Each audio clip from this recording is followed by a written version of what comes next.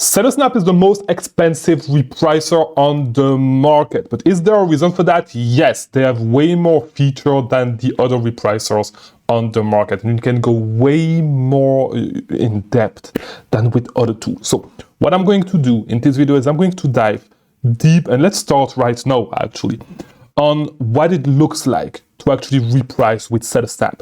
So this is a random asyn, okay, a random nature-made asyn, and this is what it looks like when you are looking at the asyn level to actually reprice, right? So by default, the rule that will be on the product is the AI repricing rule. So Sellersnap actually calls that methods, okay? So we're not talking about repricing rules, we are talking about methods. And then you also have presets, okay? And we are going to dive a little bit into what those two things are. But the method is what other repricers call rules, okay? So we have a couple, you cannot really create your own rule. These are just a couple of rules, a couple of ways that the repricer is going to behave, right? It's a couple of ways that the repricer is going to behave. And what you can do is based on what's going on the asyn, what's going on the listing, you can actually set up conditions to actually switch the method, and it can get really, like you can really go in depth with that and really create custom presets for your asyns. And let's just dive into this with this product. So when it comes to the repricing methods, we have a couple of ones. We have repricing methods for arbitrage and wholesale sellers, for resellers, and we have repricing methods, I think just one or two for private label sellers, which might be interesting if you are doing private labeling as well. So we have the AI repricer rule, as I said, just the AI learning about what's going on an asyn and then taking decisions based on that, all right? Every single repricer has AI repricing. It's pretty much the same thing, okay? Is it more powerful, less powerful? I'm not trying, this is not really the reason that you should ask when it comes to should you actually get Sellersnap or keep your repricer, right? Because it's not about the value with Sellersnap, it's not there, it's not on the AI. And I think that, personally, I think that a lot of companies are fighting to try to get the best AI, all that stuff. This is not what we're talking about right there, okay? What we're talking about is flexibility with Sellersnap. And it's going to come with the condition. But with the rules, we have AI repricer, your regular AI repricing rule, win buy box, which is a rule that when you actually choose it, you can actually target what percentage of the buy box you want to target, how much of the buy box you want to target. So the more of the buy box you want to win, the more this rule is going to be aggressive, all right?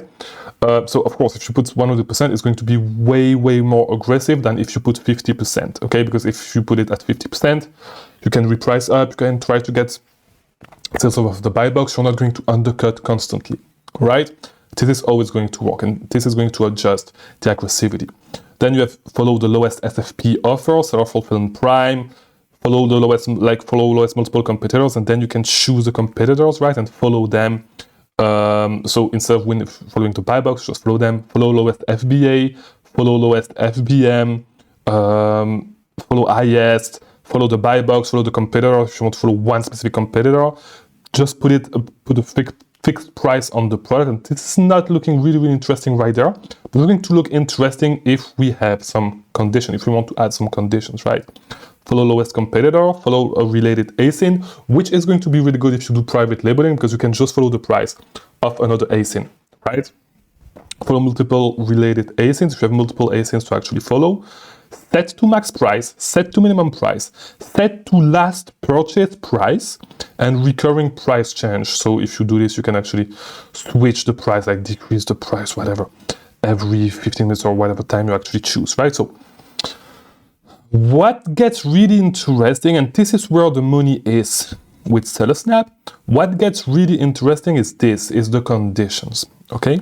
And what can you actually do with the condition? What you can do with the condition is actually, if something happens, right, switch something, okay? And we're gonna get into the yo-yo right after, because it's really interesting.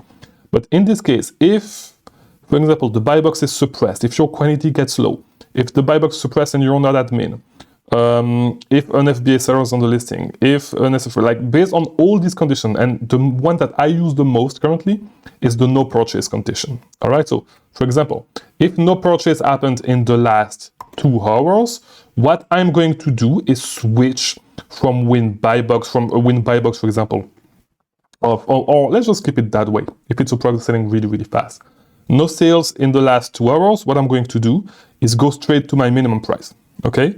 And to do this, I can do set to my minimum price, all right? To be honest, the factors, I haven't played with the factor just yet. But yeah, and so I'm going to go to my minimum price, and then what I can actually do is, and by the way, you can add as many conditions as you want, okay? Maybe there's the limit, I haven't reached it just yet, but like you can add actually a lot of conditions. And so when it gets really interesting is with the yo-yo, like applying the yo-yo repricing rule. It's not a repricing rule, it's just something that is going to allow you to go to your max and then trying to undercut people, like just going to your max actually. So if you try to undercut, this is when it gets really, really interesting. So how the yo-yo works is you can choose, like it's going to go to your max, right? So you can choose after how many minutes, like you need to choose an interval in between which your repricer, like Sellersnap, is going to set your ASIN at its maximum price, okay? So for example, what you can do is what they recommend is every 2 hours, so 120 minutes, you set the max price for 15 minutes, okay?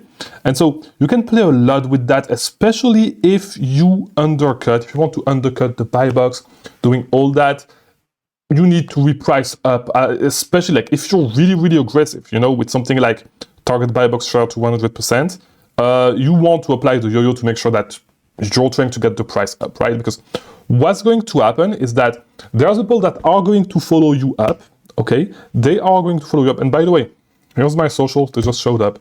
Follow me on socials if you want to just see what I'm doing on a daily basis, a lot of tips over there as well. And by the way, before we go further, if you want my help to actually scale your business, you can go to scaling.com, SCAL1NG.com. There's a link below to join my coaching program, okay? But to go back to the yo-yo method, the reason why you actually want to use that is because if you're being aggressive, it's not only about repricing down. You want to reprice up as well, right? And so the reason why we want to do this is because, first of all, some of your competitors are actually going to follow you up if you actually reprice up. And also, what is going to, like, the reason why it's really helpful is because it can actually bring the price, like you're going to get sales as well. This is what I want to say, I'm sorry. You are going to get sales as well at your maximum price. Okay, so you're going to get sales at your maximum price. You're going to be able to bring the buy box up. Of course, it's not going to always work because there's people that just do not reprice, right? But yeah, the yo-yo method is really, really good, really important. If you are trying to be aggressive, make sure that you actually turn on the yo-yo method, okay?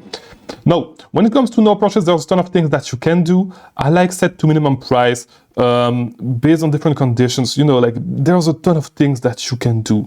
What I like to do and what I'm working on actually right now is I'm trying to work on some ASINs actually going to my minimum price whenever somebody actually try to undercut me, because there's a lot of ASINs where I know that I can get a way better price than most people. I know that there's no way that somebody can compete with me because I just have a ton of units. I know that people, like, for a lot of reasons, people can compete with me. And so if people try to undercut me, just go to my minimum price and use the yo-yo. And I'm working on that. And this is where the value is with Sellersnap. The value is right there in the condition that you see right there in adding condition, because you can do so much with it. You can have default presets that are going to have conditions. For example, if you want to have a preset for no purchase by default on all of your ASINs, you just turn on the preset and you will have your rule if you have no sales in the last 2 hours, try to start being more aggressive, whatever you actually set. But this is where I think this is the justification for the higher price that Sellersnap actually charges you for repricing. No, this is when you actually need to decide, is it actually worth it for me? Am I actually going to make money with these extra features? If you are just starting, if you are just making $5,000 a month in revenue, This is not for you. And I'm going to be straight up, Sellersnap is absolutely not for you. It's way too expensive. It does not make sense. You're not going to use this just yet because you do not understand the mechanics of actually selling on Amazon just yet, right? You will get there. Now, if you are making 6 figures a month in revenue, okay, you can afford actually $500. Just try it. I would say try it. By the way, there's a link if you want to try it in the description. But just try the tool, right? Try the tool and see if you can actually play with the condition and if there's actually a sense where it would make sense. It can actually get you way more of the buy box, right? And in my opinion, what it actually helps me a lot with is on asyncs when I'm going really, really wide in SKUs. I don't want to go back to these SKUs every day and check if the buy box got suppressed. And you can easily set a condition just for that. So if the buy box is suppressed, then you switch the rule and you just follow the lowest FBM, right? Or follow lowest FBA, whatever.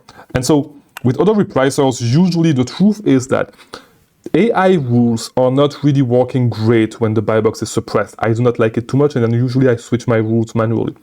But yeah, I mean, there's no need to do that with something like that. So that's where the value is with Sellersnap, in my opinion. Hopefully this video was helpful. I'll see you in the next one.